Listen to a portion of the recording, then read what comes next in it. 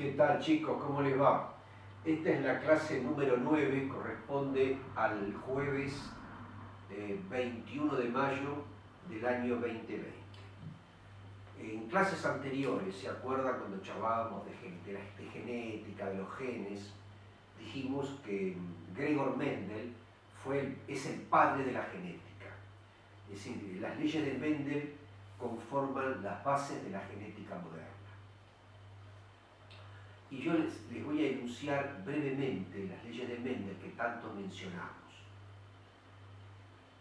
Repito, las leyes de Mendel son los principios que establecen cómo ocurre la herencia. Repito, las leyes de Mendel son los principios que establecen cómo ocurre la herencia, es decir, el proceso de transmisión de las características de los padres a los hijos. Son tres las leyes de Mendel. La primera ley es el principio de la uniformidad. La segunda ley es el principio de la segregación. Y la tercera ley es el principio de la transmisión independiente. Vamos a hablar lo que postuló este naturalista austríaco llamado Gregor Mendel entre los años 1865 y 1866. O sea que tiene más de 100 años la ley de Mendel, aproximadamente unos 160, 170 años. La primera ley de Mendel es la que se denomina principio de la uniformidad. La primera ley, o principio de la uniformidad de los híbridos de la primera generación filial, establece que cuando se cruzan dos individuos de razas puras, o sea, homocigotas, la primera generación filial, heterocigotos, será igual entre ellos, es decir, tendrán fenotipos y genotipos iguales. Y además va a sobresalir, o sea, sobresaldrá el rasgo fenotípico de uno de los progenitores, es decir, el genotipo dominante.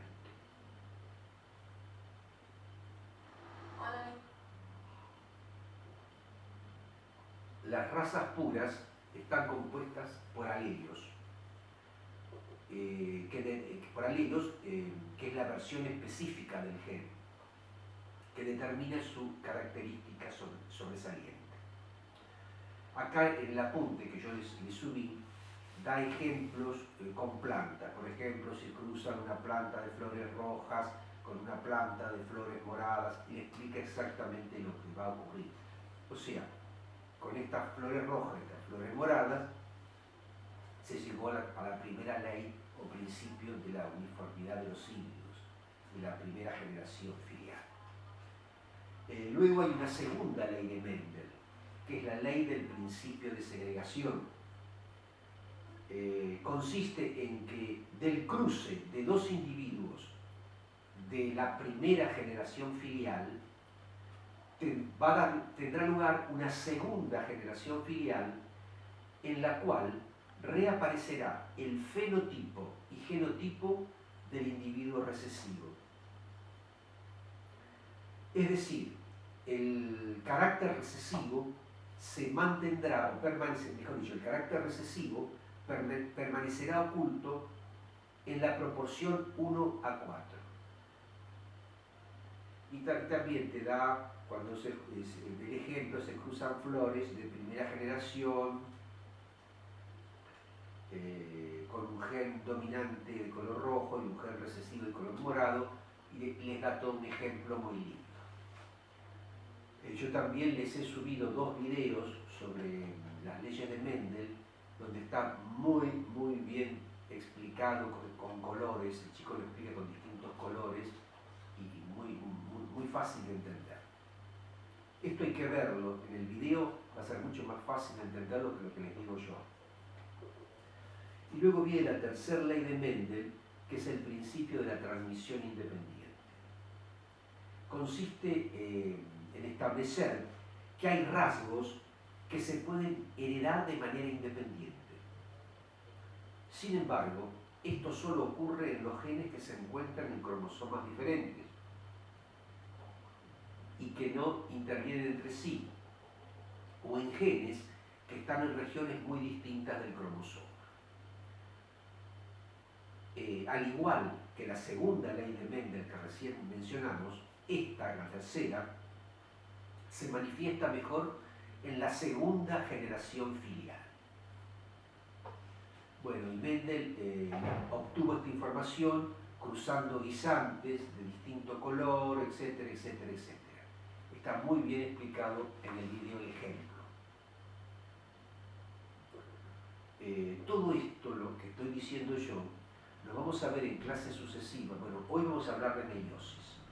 Y en clases sucesivas vamos a hablar de los grupos sanguíneos. Y ahí donde vamos a ver una aplicación de las leyes de Mendel.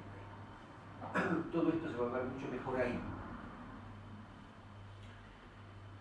Existen variaciones en las leyes de Mendel, que no las sabía, que después los científicos descubrieron. Una es la dominancia incompleta. ¿Qué es la dominancia incompleta? Se trata de las características que no necesariamente una domina la otra. Dos alelos pueden generar un fenotipo intermedio cuando se produce una mezcla de fenotipos dominantes. Por ejemplo, la mezcla de una rosa roja con una rosa blanca. El resultado ¿cuál es? Puede generarse una rosa rosada. Otra variación son los alelos múltiples.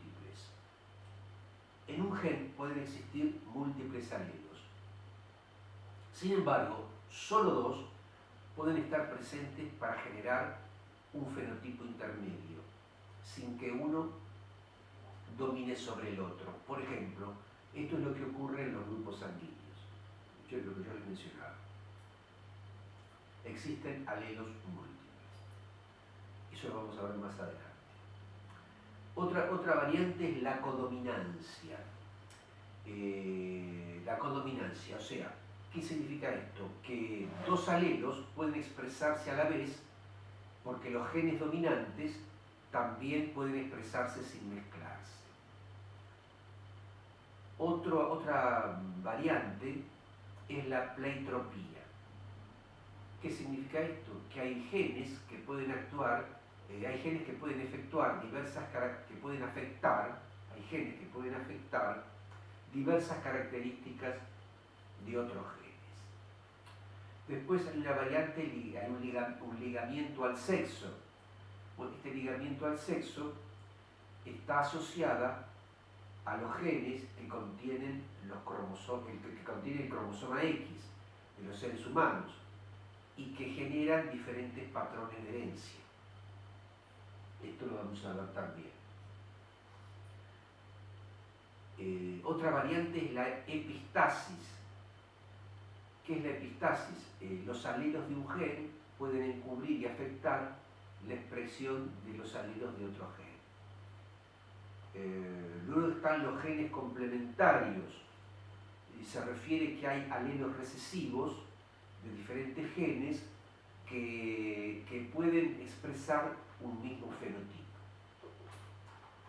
Y por último, la herencia poligénica. ¿Qué es la herencia poligénica? Se trata de los genes que afectan las características de los fenotipos, como ser, por ejemplo, la estatura, el color de la piel, el color de los ojos, el color del pelo, etc. Bueno, es decir, yo les leí las leyes de Mendel porque son las bases de la genética y la hemos mencionado desde varias clases atrás.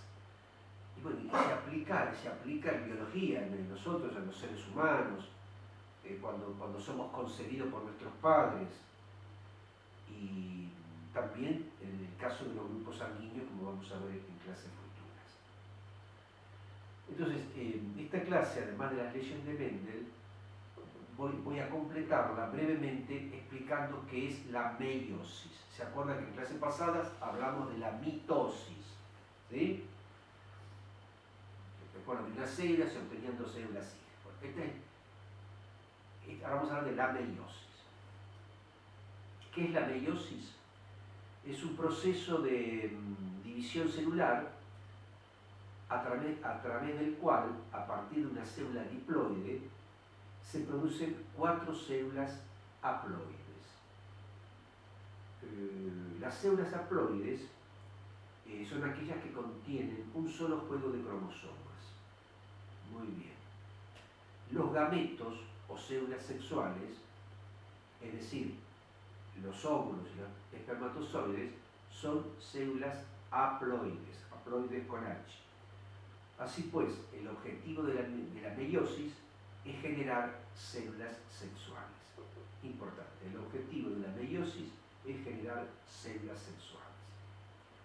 Por esta razón, cuando un espermatozoide y un óvulo se unen en fecundación, sus dos juegos haploides de cromosomas se unen para formar un nuevo conjunto diploide completo, es decir, un ADN o genoma totalmente nuevo. Por lo tanto, podemos decir que la meiosis junto con la fecundación son las bases de la reproducción sexual y la variabilidad genética dentro de las poblaciones. Y en consecuencia es responsable de la capacidad de las especies para evolucionar. La palabra meiosis proviene del griego, que significa disminución. Bueno, ¿se acuerdan que hablamos de las fases de la mitosis? Bueno, ahora vamos a hablar de las fases de la meiosis.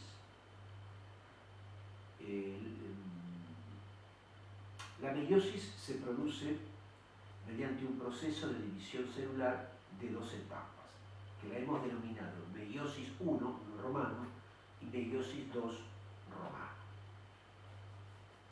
Con respecto a la meiosis 1 romano, también conocida como la fase reductiva, es la etapa donde los pares de células homólogas se separan, dando como resultado que el material genético de las células hijas sea la mitad del de las células progenitoras.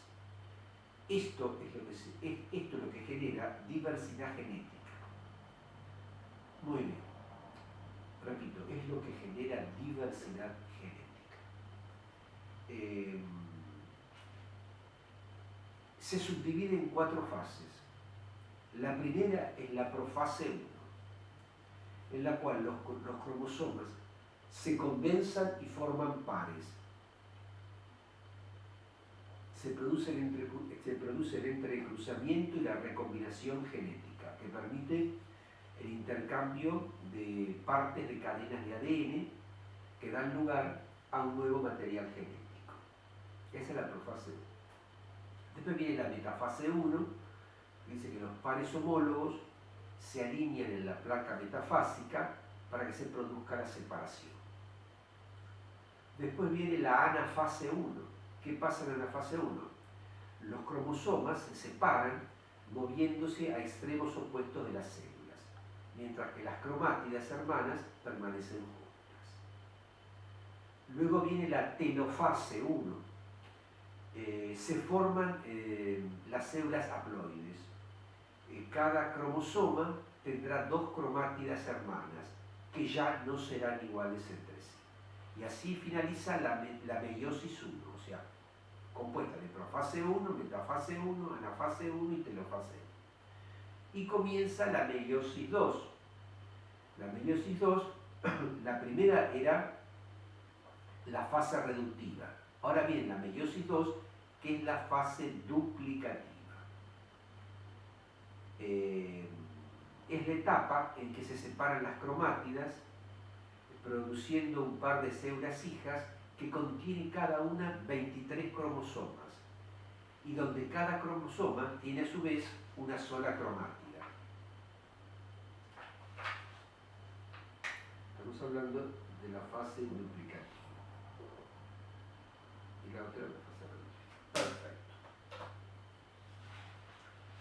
Luego viene, después de la meiosis Estamos hablando de la meiosis 2, ¿no? Es una fase duplicativa. Entonces tenemos la profase 2. ¿Qué pasa en la profase 2? Los cromosomas se condensan. Y luego viene la metafase 2. Los cromosomas se alinean en la placa metafásica. Y luego viene la anafase 2. Las cromátidas hermanas se separan en extremos opuestos de la célula. Y luego viene finalmente la última, la telofase 2. Los gametos recién formados son haploides. Cada cromosoma tiene una sola cromátida. Y el producto final de la meiosis, ¿cuál es? La producción de espermatozoides y óvulos, fundamentales para la fecundación. Porque sin espermatozoides y óvulos no se puede formar la célula huevo o cigoto. Bueno, entonces vamos a señalar el producto final de la meiosis. El producto final de la meiosis es la formación de espermatozoides y óvulos. Muy bien. ¿Cuál es la importancia de la meiosis? Es muy importante para que se lleve a cabo el ciclo de la vida, porque permite la supervivencia de las especies al producir células sexuales o gametos, así también como permite la recombinación genética. En la meiosis se produce la variabilidad genética entre los seres vivos de la misma especie, que, aunque comparten y heredan una serie de características, son seres únicos porque su formación genética es nueva. Subrayado, son seres únicos, porque su información genética es nueva. Tenemos que recordar que la recombinación genética de los cromosomas del padre y los cromosomas de la madre ocurre al azar en los procesos que se corresponden en la anafase 1 y la anafase 2. Esto es muy importante para tener en cuenta. La recombinación genética, cabe destacar que la recombinación genética de los cromosomas del padre y de la madre ocurre al azar en los procesos que se corresponden en la anafase 1 y anafase 2. Ahí ocurre la recombinación genética. Entonces, vamos a resumir un poquito. Hablamos de meiosis y la clase pasada de mitosis. Como corolario de esto, ¿qué podemos decir?